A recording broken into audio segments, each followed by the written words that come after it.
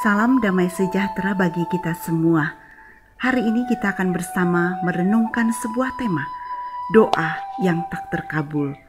Setiap orang pasti mengharapkan doa-doanya terkabul atau terlaksana, bukan?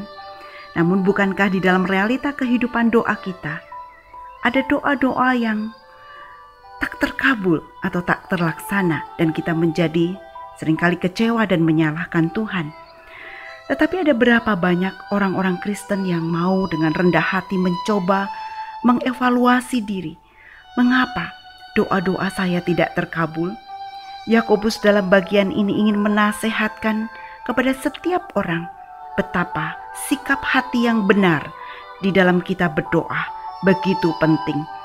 Yakobus pasal 4 ayat 3 berkata, "Atau kamu berdoa juga tetapi kamu tidak menerima apa-apa karena kamu salah berdoa. Sebab yang kamu minta itu hendak kamu habiskan untuk memuaskan hawa nafsumu." Saudara, perhatikanlah kalimat, tetapi kamu tidak menerima apa-apa karena kamu salah berdoa. Lalu di mana letak kesalahannya? Ayat ini menunjukkan kita salah berdoa karena yang kita minta itu hendak kita habiskan untuk memuaskan hawa nafsu kita atau keinginan kita. Mari yang pertama kita mau melihat apa yang seringkali menjadi penghalang doa kita di hadapan Tuhan. Yang pertama adalah di dalam doa kita seringkali tidak memberikan tempat yang seharusnya kepada Tuhan, yaitu Tuhan sebagai pusat di dalam doa kita yang harus ditinggikan dan dimuliakan, dan bukan sebaliknya, diri kita yang menjadi pusat dengan berbagai rengekan daftar permintaan doa kita. Saudara sekalian, jujur, mengapa dan untuk apa sih kita berdoa? Adakah di dalam doa kita sekedar untuk mendapatkan sesuatu dari Tuhan? Bukankah doa merupakan komunikasi dua arah antara Tuhan dan saya? Saudara, umumnya bukankah banyak orang ketika berdoa lebih memperhatikan hadiah atau pemberian apa yang ada di tangan Tuhan, dan kita tidak mempedulikan tangan Tuhan itu sendiri? Betapa tekunnya kita berdoa agar kita mendapatkan pekerjaan yang baik, kesehatan yang baik, usaha yang lancar, diberkati. Tetapi begitu kita mendapatkan jawaban doa itu, seringkali kita begitu senang, bahagia, tetapi kita lupa dengan Sang Pemberi berkat, yaitu Tuhan itu sendiri. Di dalam doa kita, saudara, jujur terkadang Tuhan itu tidak lebih daripada penjaga gudang kita. Tuhan menjadi pelayan atau pesuruh kita, dan kita adalah bosnya. Bukankah sadar atau tidak sadar begitu seriusnya kita memikirkan apa yang kita mau, tapi kita lupa bertanya apa sesungguhnya yang Tuhan mau. Atau bahkan begitu asiknya kita ngomong sama Tuhan, tetapi kita lupa memberi kesempatan Allah untuk berbicara kepada kita. Inilah yang seringkali menjadi penghalang di dalam doa kita. Kita lupa untuk memberikan tempat yang seharusnya kepada Tuhan, itu sebagai pusat fokus dalam doa kita, yang harus kita tinggikan dan muliakan, dan bukan diri kita yang menjadi pusat. Yang kedua, penghalang yang kedua dalam sikap doa kita adalah berkenaan dengan motivasi atau tujuan kita meminta. Firman Tuhan tadi berkata, "Kamu tidak menerima apa-apa, sebab yang kamu minta itu hendak kamu habiskan untuk memuaskan hawa nafsumu." Itu berarti di dalam doa seperti ini tersirat adanya sebuah keinginan diri untuk memuaskan segala keinginan daging hawa nafsu kita. Dan seringkali itu didorong dengan satu ambisi untuk ingin mendapatkan sesuatu yang lebih dan lebih lagi, semata-mata untuk kepuasan diri atau hawa nafsu. Bahkan terkadang permintaan kita itu, keinginan kita itu didorong oleh karena iri hati, melihat apa yang dimiliki oleh sesama kita, dan kita ingin lebih dengan apa yang dimiliki oleh sesama kita.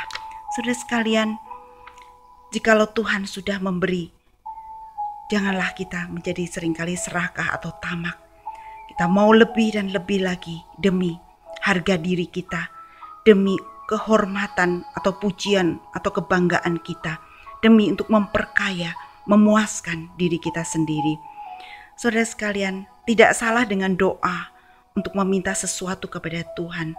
Tetapi ketika kita meminta, kita harus tahu untuk apa, dengan motivasi tujuan untuk apa ketika kita meminta. Mari kita belajar bagaimana mensyukuri selalu berkat Tuhan, entah itu sedikit atau banyak. Tetapi semua yang Tuhan beri, kita mau pakai itu dengan satu tujuan atau motivasi untuk memuliakan Tuhan, untuk melayani Tuhan dan sesama. Jikalau Tuhan memberikan kita pekerjaan yang baik, kesehatan yang baik, apa yang kita doakan Tuhan kabulkan, itu berarti Tuhan mau kita memakai itu untuk kemuliaannya. Yang ketiga, seringkali yang menjadi penghalang di dalam doa kita adalah berkenaan dengan permintaan yang salah atau tidak sesuai dengan kehendaknya. Saudara, maka seringkali Tuhan juga akan menjawab tidak. Seringkali dalam doa permohonan kita kepada Tuhan ada dua hal yang membedakan, yaitu antara keinginan dan kebutuhan. Tuhan jauh lebih tahu apakah keinginan kita itu benar atau tidak, kudus atau tidak, selaras atau tidak dengan apa yang menjadi keinginan Tuhan. Maka jangan heran jikalau terkadang Tuhan tidak mengabulkan permohonan kita, karena mungkin itu hanya sebatas keinginan yang tidak perlu. Dan Tuhan sudah mengajarkan di dalam Matius 7 ayat 9-11. Di sana Tuhan mengajarkan dan mengingatkan kita betapa Bapa kita yang di surga tahu dan jauh lebih tahu memberikan yang baik, bahkan yang terbaik kepada anak-anaknya yang meminta kepadanya. Itu berarti jangan kita salah menafsirkan ayat ini, bahwa semua yang kita minta akan dikabulkan oleh Tuhan. Tetapi yang benar adalah bahwa Tuhan tahu apa yang kita minta. Mungkin yang kita minta bisa saja salah dan tidak baik untuk kita atau tidak berguna bagi kita. Tetapi Tuhan atau Bapa kita jauh lebih tahu memberi yang terbaik yang akan diberikannya kepada kita. Jadi janganlah khawatir tentang apa yang kita butuhkan dalam hidup ini, karena Dia jauh lebih tahu memberikan yang terbaik di dalam hidup kita menurut apa yang menjadi kehendaknya dan bukan menurut apa yang baik bagi kita. Matius 7 ayat 11. Dan yang terakhir adalah apa yang seringkali menjadi penghalang di dalam doa kita, yaitu berkenaan dengan dosa. Ketika kita tidak sungguh-sungguh tinggal di dalam Tuhan dan firman-Nya, kita tidak hidup di dalam kebenaran-kebenarannya, tidak hidup di dalam kekudusan, maka Yohanes 15 ayat 7, jikalau kamu tinggal di dalam aku dan firman-Ku tinggal di dalam kamu, mintalah apa saja yang kamu kehendaki, kamu akan menerimanya. Asal saja kita sungguh-sungguh tinggal dan berpaut kepada Tuhan dan sungguh-sungguh hidup dan melakukan firman Tuhan. Itu berarti kita tidak membiarkan dosa menguasai kita. Dan yang pasti, seorang yang sungguh-sungguh hidupnya tinggal dan berpaut kepada Tuhan, hidup taat kepada firman Tuhan, dia tidak akan sembarangan meminta di dalam doanya, dan pasti yang dia minta selaras dengan yang Tuhan mau, sehingga dia akan menerimanya. Saudara, Yakobus 5 ayat 16 berkata, hendaklah kamu saling mengaku dosamu dan saling mendoakan supaya kamu sembuh. Doa orang yang benar bila dengan yakin didoakan sangat besar kuasanya. Doa orang yang benar. Siapakah orang benar?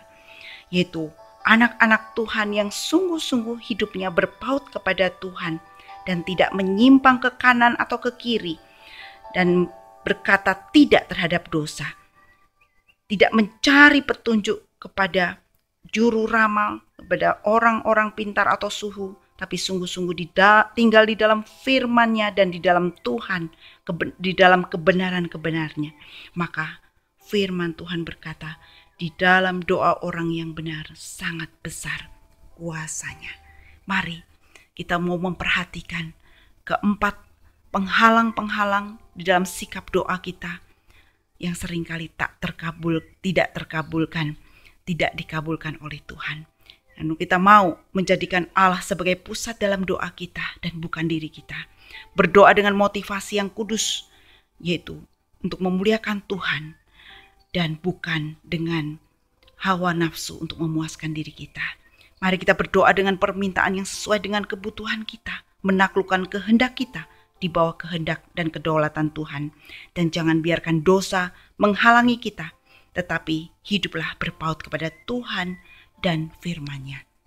Amin.